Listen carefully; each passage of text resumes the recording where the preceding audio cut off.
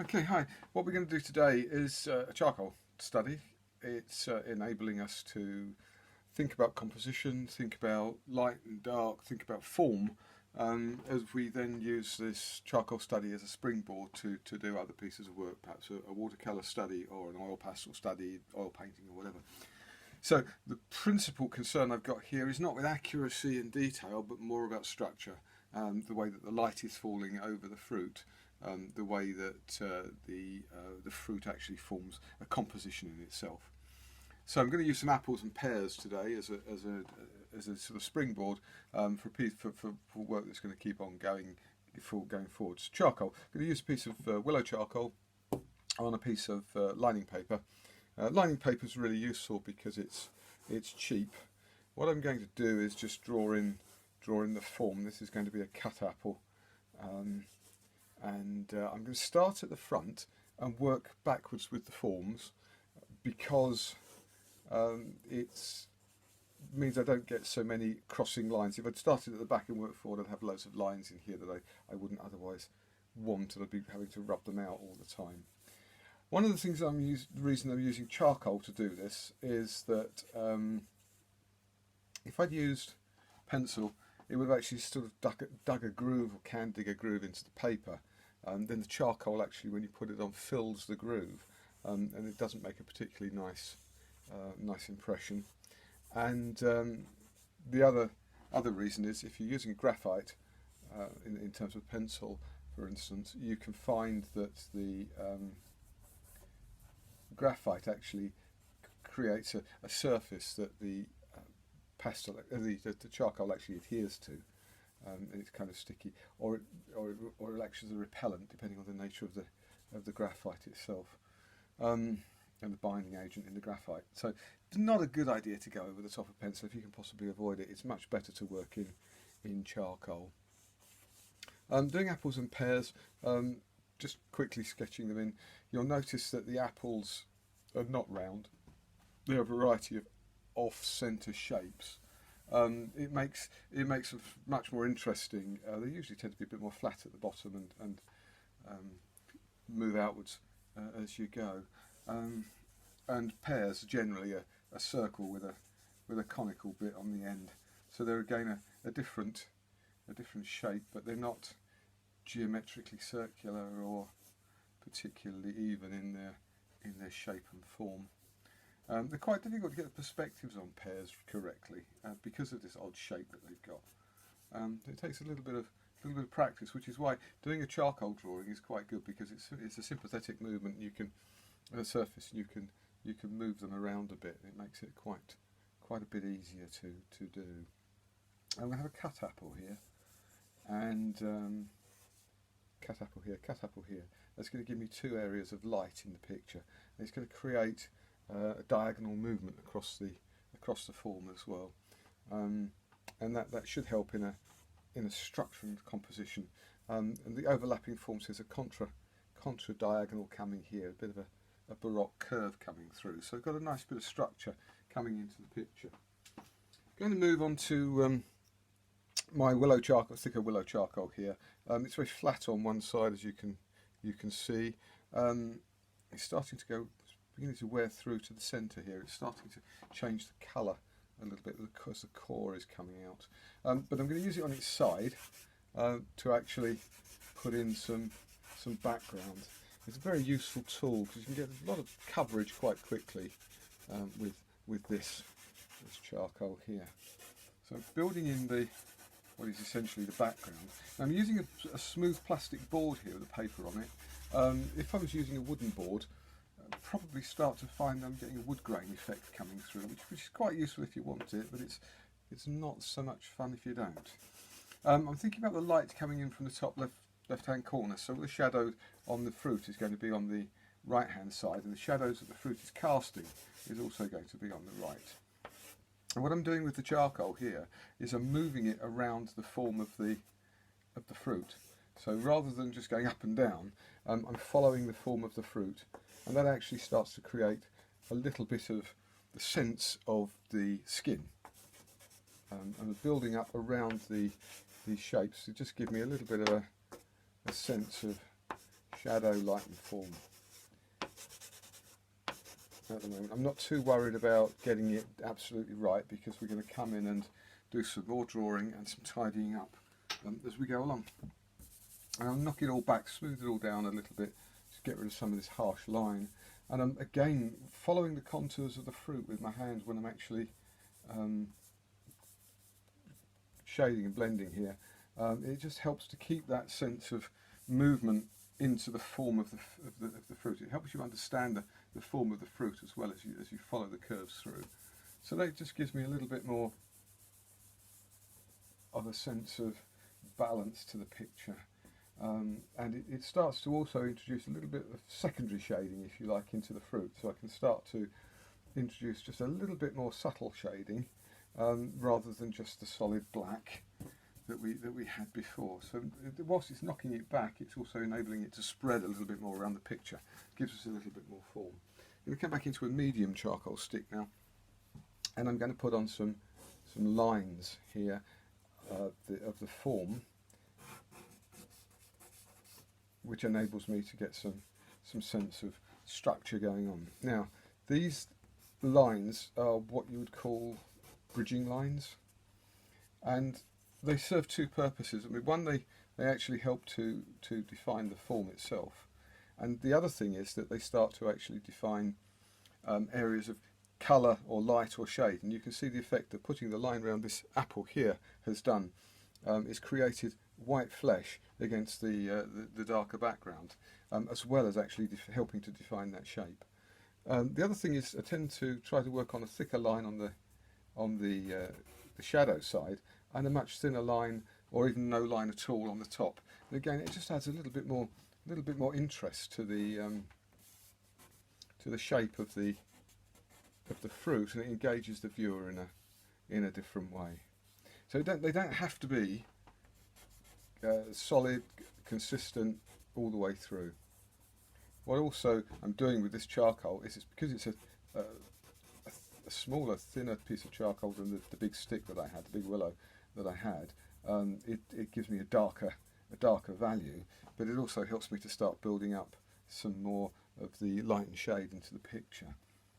So it's a twofold benefit that I'm getting out of it here. And you can see as soon as I put this line, or these lines, around the white apple here, it starts to, just the flesh of the apple starts to grow through. As well as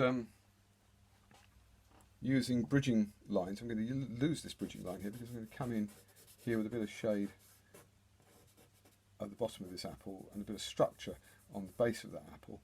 And what I've done here is created a lost edge, a lost and found edge. So rather than having a line, I've defined the edge of that apple using the the darkness of the apple behind it, and that same is going to be true if I come in just here as well. I start to bring that apple round there. You can see that is not now defined by the line, it's defined by the darkness of the apple that's sitting behind it.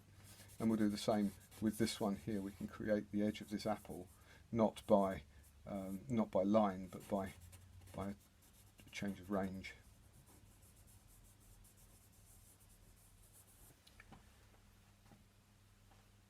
And coming over here on the pears, we've got the line of the pear around here,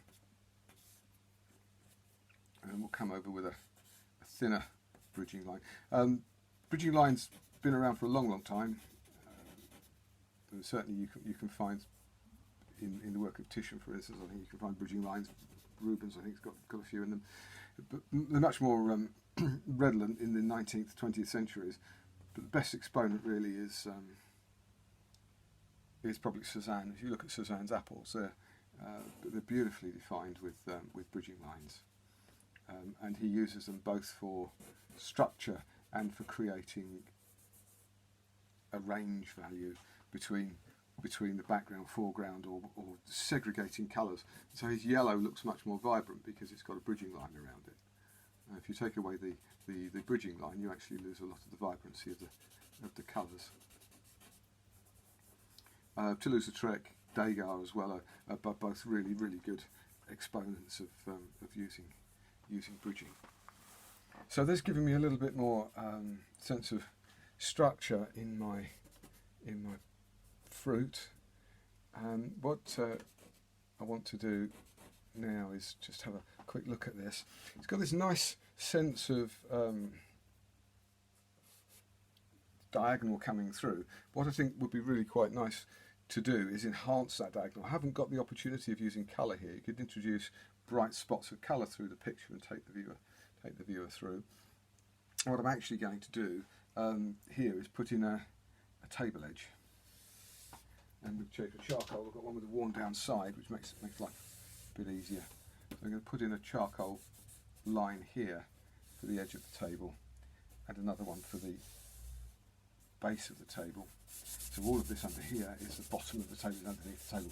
This is a trick that was used very much by, a device that was used by Cezanne, quite often with a horizontal table edge, but a table edge nonetheless actually is really quite a useful tool to employ. That really helps that sense of perspective. It gives us much more depth. And if you look at the work of the sort of French and Dutch still life painters, one of the things that they'll do is have a table edge, and then they'll have a piece of fruit or a knife. In the case of Chardin is a great exponent of this. They'll have a knife hanging over the edge, and the shadow then is cast down on the table edge, and it gives you again another sense of dimension occurring in our picture. If we come back to then looking at this, we've now got this foreground, we've defined a table, we've got the fruit. What we can do is put a line in across here for the back of the table, and then if we come back in here with a bit of darker charcoal, we can come back round here defining these fruits with a darker charcoal. And it's hatching at the moment, but when I put the finger on it, it's going to blend it hopefully a bit more. But what I've been able to do now is define the back wall, and that just gives me yet another. Let's work that back a little bit with the finger, blend it through, and we've gotten in a little bit of definition there for the table there. So we've now got front of the table, fruit, back wall. So we've now got three planes that we're actually defining into the picture, and that gives us quite a lot more sense of depth. I think in terms of the composition, again, it's helping us with this diagonal and taking us across the picture. We'll just darken that down again. A slight taper on it. There. A little bit more dark in here, just to render these two forms a little bit more appropriate. I don't know if you can see in here, but the dust is dropping off of the picture. It's collecting in the tray of the easel. But one of the good things about having a vertical surface is that all this charcoal that is falling off of the stick, off of the picture, is dropping down onto the ground, rather than lying on the painting. If it was lying on the picture, we would have some problems probably in the fact that we'd end up working it back into the picture, and we'd end up with bits that got dirty that we didn't want to get dirty. What I've got is enough dirt on my fingers now to actually start doing a bit more modelling without needing to actually put the stick on the canvas at all. I'm just going to put a little bit of a bridging line around the edge of that, just to give it a little bit more structure. There's enough, I think, in here for us to understand that that's a fruit that's been cut. Just pull out the bits of line there. Let's just change the shape of that just a little. Bring that over there. What I'll do is just bring that up there. That gives me now a little bit more sense of it being a cut fruit. This piece of cut fruit needs a bit of shade under here, and a bit of shadow cast on the side. Come back, I've lost the line, the bridging line in there, which I think is quite helpful, so I'll put that back in. So that gives me now a little bit more of continuity. I've got some odd lines kicking around in the drawing I want to get rid of. So I'll just get my rubber and rub them back. Now, you'll see this rubber is disintegrating as I'm using it. Again, it's falling off the page and into the